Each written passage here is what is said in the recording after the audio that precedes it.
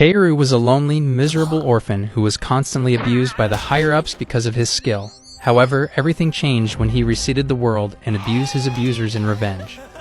In the new world, while he harvests fruits in the forest one particular day, he suddenly hears a voice in his head that tells him to obtain the sight of the spirits. He wonders what this is but starts to wander further into the forest like a zombie, and soon reaches a lake where a spirit suddenly emerges from the water. She introduces herself as a star spirit and asks him what he desires, to which he replies that he wants the sight of the spirits that see all things. She immediately comes closer to him and kisses his right eye. Suddenly, he experiences a flashback to his previous life, when he was a healer who had the power to revive and heal the injured. However, he was used as a slave by the nobles in battles and constantly drugged till he became useless to himself. During their final battle against the Demon King, when his masters got damaged and were expecting his useless ass to heal them, he rebelled and chose to fight the Demon King by himself. He could rebel because he had gained the skill of drug resistance the year before the battle, so he wasn't influenced by the heavy drugs they used on him again. Flair, the master he hated the most, told him this was useless because he didn't know how to fight, but he shocked her when he suddenly charged at the demons and began to isekai them. His healing power actually came with the ability to relive the experiences of everyone he healed, and through this, he could imitate their techniques and make them into his own. He soon came face to face with the Demon King, who demanded to know who he was, and he identified himself as a hero of recovery. He charged at her, and despite all her attacks, he penetrated them, constantly healing himself as he got hit until he finally reached her and removed the core of her heart, the Philosopher's Stone. Flair congratulated him for doing a good job and asked him to take the stone from him, but he refused. He told her he wanted to heal this corrupt world and go back to the time before he met her. He finally told her that he would be sure to take everything from her if they met once again when in the new world he was about to create, and then he immediately activated the stone and restarted the world. Back to the present, he thanks the Star Spirit, which marks the beginning of his villain arc. Following this, his birthday came, and he was chosen as a hero, just like in his previous life, while still retaining the status of a healer. So from then onward, he starts to feed on every crack he can find like a moron so he can gain the needed resistance against what Flair is predicted to do to him in the future. One day, Flair appears in his village, and because he is a hero, he is taken back to the Imperial capital to serve a greater purpose. On getting to the beautiful city, the idiot tries to raise her up with a cheesy pickup line he learned on Discord and says she is so beautiful that she is almost ugly. He soon meets the king, and upon checking his stats with his green eye, he realizes he is like a monster, so he must be wary of him if he needs to make any move. They discover he is in the class of healers, which is exactly what the country has been looking for, so the king bestows on him the title Hero of Recovery. The king then says that since he has the power of a hero, he should be able to heal the Sword Saint, who lost her right arm in a fight against a high-ranking class of demons. Later that night, while he lies on his bed in his chamber, thinking about the whole event, a hot chick comes into the room and suddenly removes her plot armor before sitting on him. She quickly begins to develop plot with him until he finishes. The subsequent nights after this will be with different baddies clapping him in different positions, but while they do this, he also steals their experiences with his imitation healing skill. A few days later, the Sword Saint named Koreha arrives at the castle, and as soon as he meets her, he casts his healing spell on her, regenerating her arm and instantly shocking her. However, he becomes very weak and collapses, and before she can say thank you, Flair and one stupid old man appears and tells her to go show herself to the king. Flair becomes disgusted by how weak he is and cancels him immediately, but the old man tells her that Kaoru is one of a kind, so they must keep him by all means. Flair says he is pretty worthless to them in battle if this is how he faints every time he heals. She then tells the old man to use whatever he can on him, even if it destroys him, so he can be able to fulfill his role. Meanwhile, Kaoru, still conscious, is grateful that this douchebag is the same as she was in his previous life, so he can gladly have his revenge without mercy. The next day in his room, Kaoru starts to throw tantrums like a baby refused his toys, saying he doesn't want to be a healer because of the horror he experiences whenever he does. Flair tries to persuade him with cheap talk, but bro ain't buying that crap and insists that he is never doing this again. She pretends to be sympathetic and tells him she wouldn't force him to do what he doesn't want, so she leaves with the old man, but bro knows his past too well to fall for her cheeky act of sympathy twice. A maid soon arrives with a cup of tea from Flair to sympathize with him, and even though he knows it is drugged, he takes it, causing him to faint immediately. Afterward, he is woken up in a cell with a punch to his disgusting face by one of the guards named Renard, who begins to torture him for defying Flaire's orders. The old man enters the cell to give him more portion of the drug, and from then onward, several freakies visit him every night to get cultured with him, while also drugging him. Even shameless men who want to level up their abilities forcefully put his meat to good use without caring about him. During this time, they continued to overuse him in the day to heal people even though he is exhausted and feeling terrible pains, and in the night, those baddies won't lead his need alone. However, Kaoru has prepared for all this beforehand and only awaits the day his tolerance level will reach a threshold where he will awaken.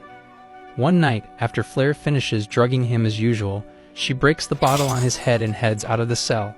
However, Kaoru suddenly regains his mind and awakens, completely overcoming the influence of the drug. Then he immediately realizes that the time to carry out his revenge has come. Meanwhile, as she leaves, Flaire perceives something strange, but she dismisses it and takes her leave. Over the next few days, Kaoru eavesdrops on the soldiers and gathers several pieces of information from them, waiting for the perfect time to strike. On a particular night, he discovers that the king is on a trip, and then he breaks his chains and escapes from prison. As soon as Flaire hears, she becomes concerned and wonders how the heck he escaped. However, Renard manages to catch him and brings him to her. He then tells Flaire that Kaoru said something that should not be ignored. Hearing this, Flaire invites him to her chambers, and as soon as they get there, Renard immediately unalids her guards and then strips her into her birthday suit. She is surprised and wonders what has come over him, but he smirks and transforms into Kaoru, shocking her. He breaks one of her fingers and tells her if she can remain quiet while he breaks all 10, he will end his revenge, and if not, he will continue. She immediately agrees to this and bears all the pain. However, as soon as Kaoru finishes breaking them, he heals them and starts all over, causing her to scream in pain. Following that, he takes her to her bed and prepares to destroy her with his mighty weapon. She tries to run but realizes that he has incapacitated her, so she starts to wriggle on the floor, trying to escape. However, he catches up with her, grabs a metal rod, and puts it inside fire before asking her to choose between this rod and that rod. She starts to beg for that rod, and after making her beg for a while, he destroys her. Afterward, he erases her memory and changes her face. He takes her with him and escapes, leaving behind a corpse that he had turned into Flaire. He also set it all up to make it look like Renard was the culprit. And he changes his own face too into a charming guy since he used to look like a Halloween costume. While he sits in his new home the next day, he reasons that he has to become stronger and meet the Demon King to find out what she was trying to hide in his previous life. Flaire soon wakes up in her new appearance with an empty head, and on seeing Kaoru, she wonders who he is and what her own name is. He calls her Freya and tells her they used to be lovers who loved developing too much plot. He brainwashed her with magic, and she immediately falls for him. Following that, they quickly engage in an intense workout session, after which she acts cuddly around him because of how good the session was. She asks him for his name, and he introduces himself as Kaoruga because he has been reborn. Following this, Kaoru and Freya make arrangements to leave the imperial capital for their safety, and as they leave, they see people gathered around a wanted poster of Renard since he is believed to have been responsible for Flaire's death. Kaoru smirks and continues walking, but as he leaves, he suddenly hears someone talking about Norn's return, making him scared.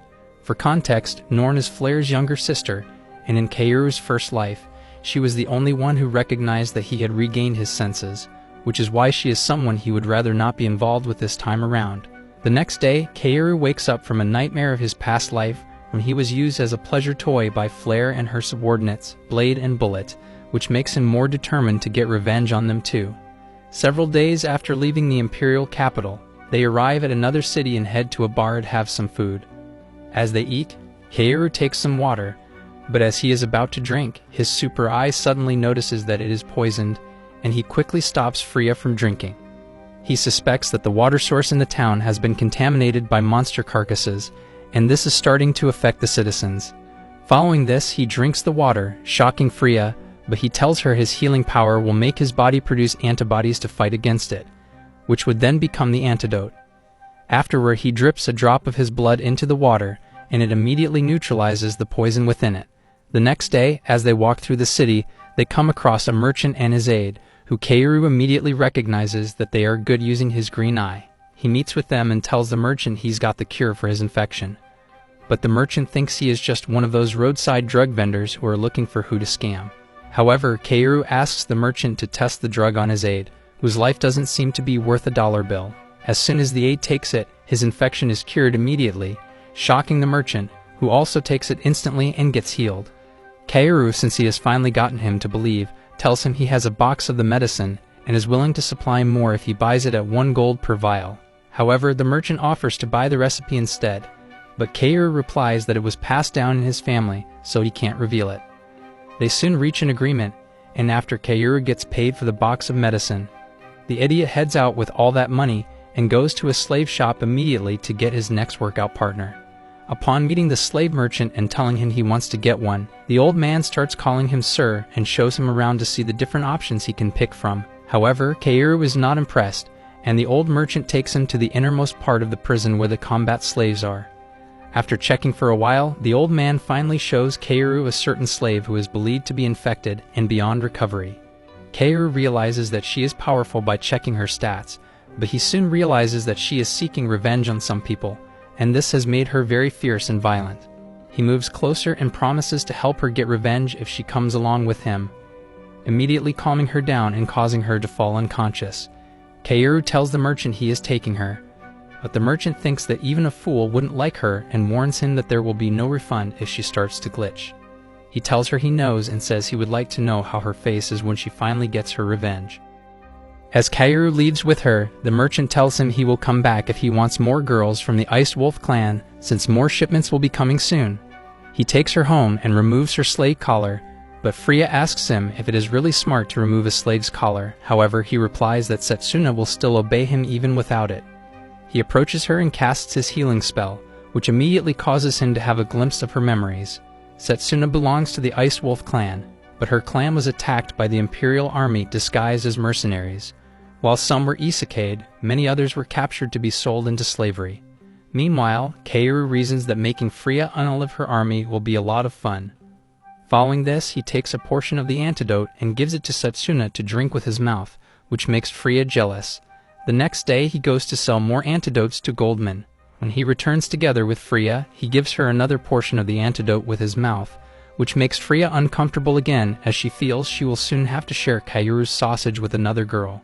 However, as Kaoru kisses the unconscious girl, she suddenly wakes up, and on seeing him, she smacks him in the face for bringing such a horrible and disgusting thing to her face.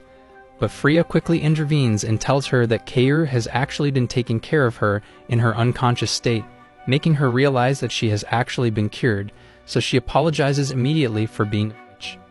Afterward, Kaoru sends Freya on an errand so he can be alone with Setsuna, and just after she leaves, Setsuna immediately attempts to attack Kaoru, but he quickly overpowers her. He then tells her the reason he didn't put a collar on her neck is because he is infinitely stronger than her and doesn't need a collar to make her do as he says. Setsuna asks her what he is, and he tells her he is an alchemist. He tells her not to be worried about her clan because they are still safe as the Imperial Army hasn't attacked yet. He makes her realize that she is weak and wouldn't be able to do much in trying to save her clan, and then tells her he can make her stronger. Setsuna immediately tells him she is willing to do anything to protect her clan, and Kaoru offers the condition that she has to tell him her true name before he can let her use his powers. The true name of a demi-human is the name carved into her soul, and Kaoru, knowing this, would give him complete control over her. Even though Setsuna feels reluctant about this, she is willing to do it if it will protect her, and knowing this, Kaoru immediately removes his plot armor. He tells her he will enlarge her vessel with his big stuffs so she can become stronger, and she consents to it.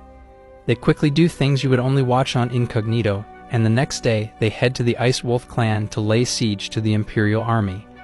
The war quickly begins between the Ice Wolf clan and the Imperial Army, and as they battle, Kaoru decides to intercept them so he can create an opportunity for Setsuna to strike. He identifies himself as the hero of sword and starts spilling red juice all over the place. On getting to the Ice Wolf clan, he tells them he came in response to the tears and desires of Setsuna, shocking them.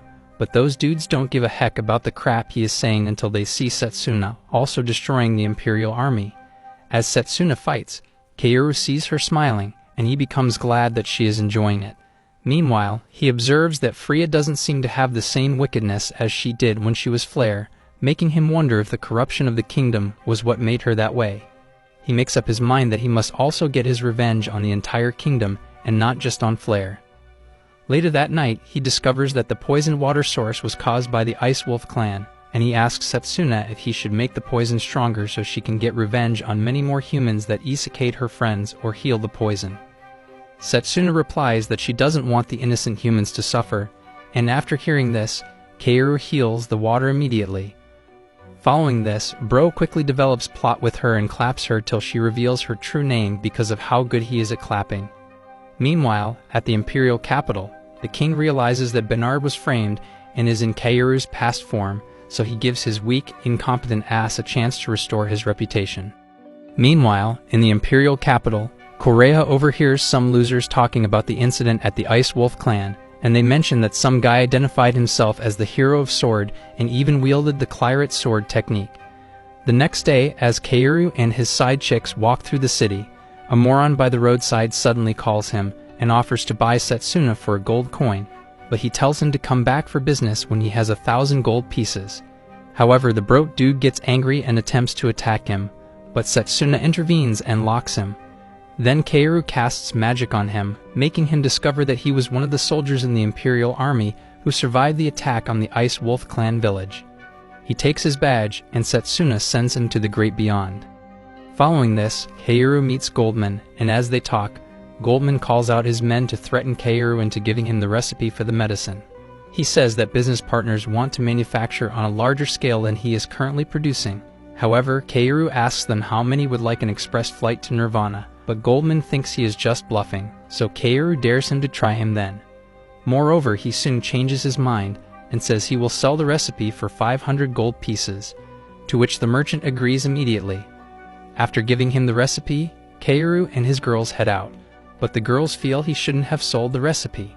However, Kaoru tells them that the medicine won't work anyway since it needs the antibodies produced inside his body to function. Also, he had already cured the poisoned water source, so the disease would soon stop spreading in no time, which would put Goldman and his business partners at a huge loss. The girls are impressed by his IQ, but as they continue walking, Correa suddenly attacks, but he swiftly responds with a blocking. However, she manages to slash him in the face. She accuses him of being the culprit who unalived the soldiers in the Imperial Palace, but Setsuna and Freya come to his defense. However, Correa thinks these idiots have been brainwashed and are only protecting him because he claps them real good. Meanwhile, Freya gets pissed and immediately launches a fiery attack, but Correa parries her attack and charges swiftly toward her to knock her out in one hit. This makes Kaoru annoyed, and he immediately reinforces his body with magic before launching at her.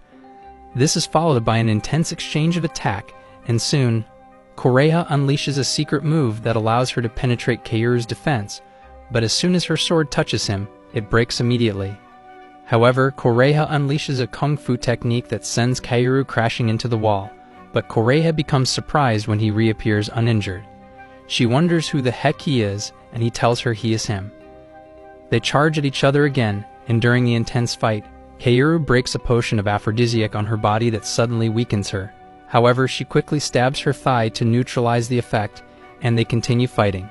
She soon gains an advantage and slashes him, but he immediately heals himself and then touches her head to show her some horrible memories of the Imperial Army abusing the Ice Wolf clan.